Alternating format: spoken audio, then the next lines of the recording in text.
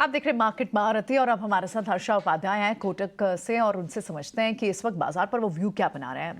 Harsha, good morning. आप हमसे पहली बार भी मिल रहे हैं इस साल में, so very happy new year. ये जो एक व्यू सा दिख रहा था कि शायद बाजार ओवरस्ट्रेच है, वैल्यूएशन थोड़ी एक्सपेंसिव है और इनफैक्ट हम काफी चले भी हैं दिसंबर स्टार्ट से, तो एक प्रॉफिट बुकिंग जैसा एक मूव आ सकता है। और इनफैक्ट आप जितनी भी बड़ी ब्रोकिंग फर्म्स के एवरेज रिटर्न्स देखें इस साल के लिए, तो कहीं ना कहीं उन्होंने कहा कि एक्सपेक्टेशन को मॉडस्ट करना चाहिए। आप इस वक्त क्या व्यू बना रहे हैं इंडियन मार्केट्स पे? Good morning. Happy new year to you happy as well.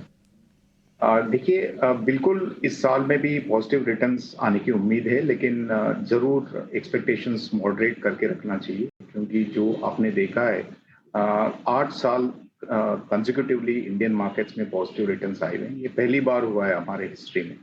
और दूसरी बात ये है कि अगर आप पिछले 3 साल का या पिछले साल का भी रिटर्न्स देखेंगे, वो 30-35% आया है मिड कैप और स्मॉल कैप सेगमेंट। ये जरूरी नहीं है कि ये रिपीट होते जाए और वोलेटिलिटी नहीं रहे मार्केट में। मार्केट कभी भी वन वे स्ट्रीट नहीं होता है, लेकिन कोविड लो से अभी तक शायद इन्वेस्टर्स कुछ भी डाउनसाइड नहीं देखे। तो हमारे हिसाब से एक्सपेक्टेशंस मॉडरेट होना चाहिए और जरूर वोलेटिलिटी के लिए भी तैयार रहना चाहिए, लेकिन रिटर्न्स जरूर बन सकते। ओके हर्षद, तो इसमें मार्जिन ऑफ सेफ्टी इस वक्त कहाँ दिखता है? अगर हमें थोड़ी सी एक्सपेक्टेशन अपनी मॉडेस्ट रखनी है, यानी वॉलेटिलिटी के लिए तैयार रहना है, तो क्या मिड कैप और स्मॉल कैप सबसे पहले हैमर्ड हो सकते हैं? पोर्टफोलियो को थोड़ा सा रीचेक करने की जरूरत है कि कुछ पैसा मिड कैप और स्मॉल कैप से निकाल कर लार्ज कैप में पार्क करें? क्या स्ट्रैटेजी होनी चाहिए? देखिए, हमें तो वही लगता है कि अगर वैल्यूएशन कंफर्ट को अगर आप देखते हैं, तो लार्ज कैप में रिलेटिवली बेटर लगता है आज के दिन। तो थोड़ा बहुत जो प्रॉफिट बुकिंग हो सकता है मिड एंड स्मॉल कैप में, वो करके थोड़ा पोर्टफोलियो को लार्ज कैप की ओर टिल्ट करना चाहिए। ये नहीं है कि मिड एंड स्मॉल कैप में डिक्लाइन होने की आशंका है, लेकिन जरूर वहां पे वोलेटिलिटी ज्यादा हो सकता है, क्योंकि वैल्यूएशंस जो हैं वहां पे करीब करीब 30% लार्ज कैप से भी महंगे हैं। तो उस हिसाब से लगता है कि वाइल इक्विटी में जो अलोकेशन होना चाहिए वो तो अभी भी बरकरार होना चाहिए, लेकिन थोड़ा सा टिल्ट जो है वो लार्ज कैप फंड्स या लार्ज कैप स्टॉक्स में होना चाहिए। Okay, tilt large cap stocks में होना चाहिए, ये आप भी मानते हैं। अच्छा, क्योंकि लास्ट ईयर हमने देखा कि दिसंबर से ही जब एफआईज भी वापस लौटे बाजार की तरफ, अभी एक ही व्यू ये भी है कि अभी भी एफआईज की जो होल्डिंग होती है वो अभी भी बॉटम लेवल्स पर ही है, लेकिन एट द सेम टाइम एक व्यू ये भी निकल के आ रहा है कि इंडिया इस वक्त कंसेंसस ओवरबॉट है और इमर्जिंग मार्केट्स में, दूसरी मार्केट्स की बात करें तो चाइना कंसेंसस अंडरवेट है। ऐसे मोमेंट पे कई बार सरप्राइजेस आ सकते हैं।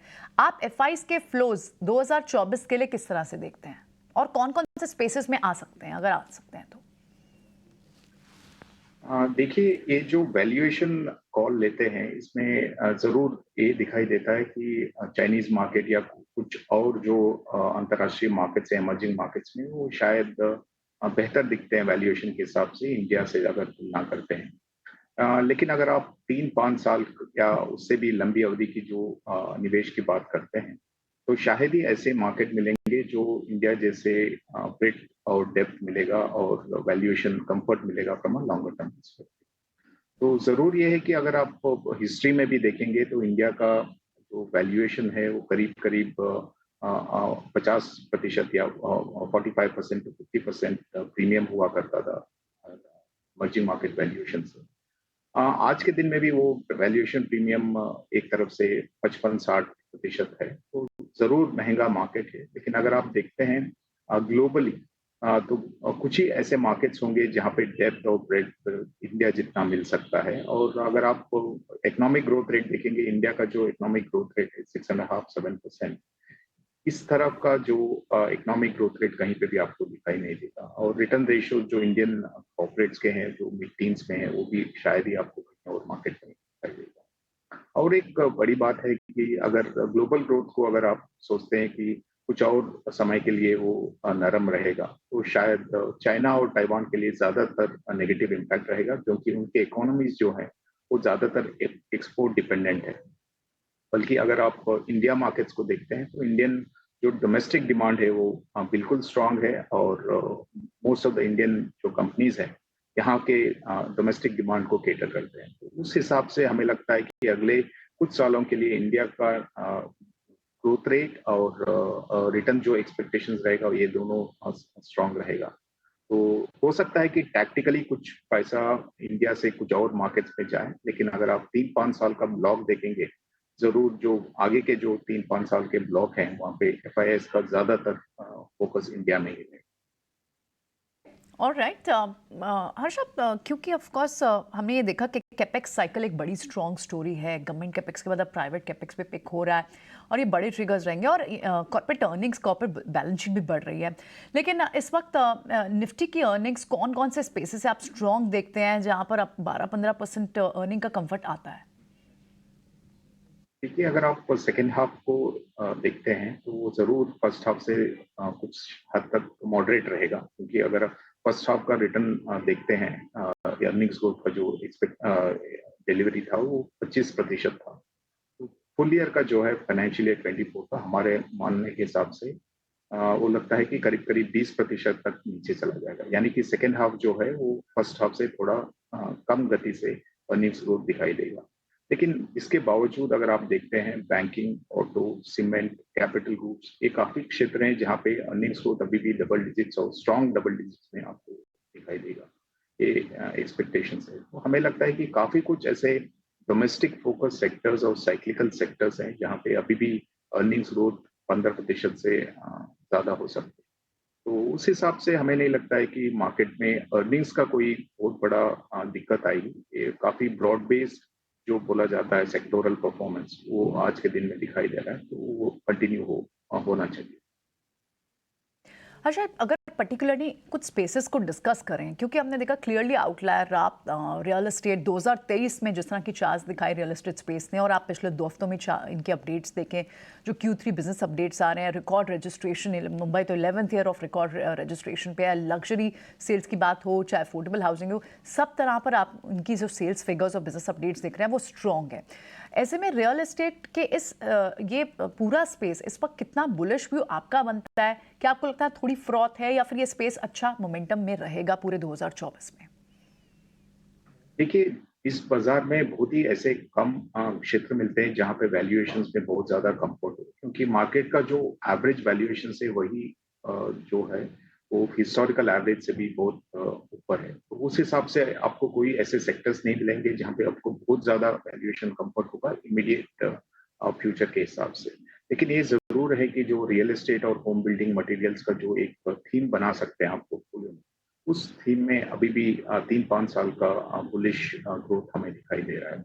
क्योंकि ये पहली बार हुआ है 2020 के बाद जहाँ पे आपके अफोर्डेबिलिटी जो बोलते हैं अफोर्डेबिलिटी इंडेक्स वो बेटर हुआ है। यानी कि लोगों का जो खरीदारी कर सकते हैं उनका अफोर्डेबिलिटी बढ़ा है रियल एस्टेट सेक्टर को देखते हुए। और यहाँ पे जो इन्वेंट्री था ऑलरेडी जो फिनिश्ड इन्वेंट्री था हाउसेस का वो भी करीब करीब सबसे नीचे लेवल पे आ चुका है अगर आप पिछले 15 साल का ट्रेंड को देखते हैं। तो जहाँ पे आपकी इन्वेंट्री नहीं है और प्राइसेस स्ट्रांग है और अफोर्डेबिलिटी अच्छा खासा है, तो इस सेक्टर में थोड़ा बहुत शॉर्ट टर्म में ऊपर नीचे हो सकता है, लेकिन अगर आप मीडियम टर्म को देखेंगे तो ज़रूर यहाँ पे एक तरफ से स्ट्रेंथ दिखाई दे रहा है। और इसके चलते हुए सारे जो होम बिल्डिंग सेगमेंट है, तो वहाँ पे भी एक तरफ से पॉजिटिव मोमेंटम रहना चाहिए। तो ये जो होम बिल्डिंग और रियल एस्टेट का जो थीम है, तो इसको एक पोर्टफोलियो में एक फोकस रखना चाहिए। होम बिल्डिंग यानी कंस्ट्रक्शन मटेरियल, रियल एस्टेट, ये पोर्टफोलियो में स्पेस होना चाहिए स्पेस का। ठीक है हर्ष, आप पीएसयू स्पेस काफ़ी चले, पीएसयू बास्केट चाहे वो रेलवे हो, डिफेंस हो, इनमें काफ़ी मूव आई। और इनफैक्ट पीएसयू बैंक्स भी आप देखें तो भले ही 2023 में इतना ना चले हों, लेकिन आप मूवमेंट देख रहे हैं, इनमें भी एक टर्न अराउंड क्लियर है। पीएसयू बास्केट की अगर आप ओवरऑल बात करें और इनफैक्ट एनर्जी स्टॉक्स की भी बात करें, पावर एंड एनर्जी, इस पूरे स्पेस में अभी भी कहाँ वैल्यूएशन का कंफर्ट आपको दिखता है? ओएमसीज, एनर्जी स्पेस में ओएनजीसी जैसे काउंटर्स, कौन सा स्पेस या बास्केट है जिस पर आपकी नजर होगी?